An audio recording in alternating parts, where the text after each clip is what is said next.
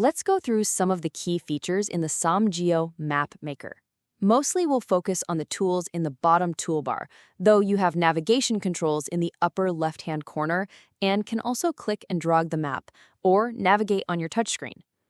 First, you'll want to add a map layer. Each layer has a description and options for labeling and transparency. You can add multiple layers. There is also an option to swipe back and forth. Next, you can choose your base map. Explore the options and find your preference. Popular options include the light gray canvas for simplicity, modern antique for style, and imagery for the most realistic view.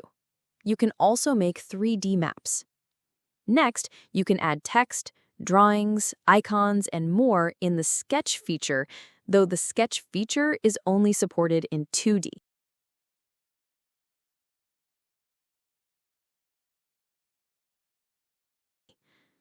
Finally, let's download your map by saving your view.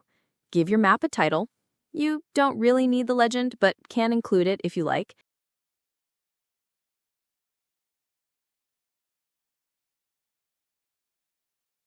And done.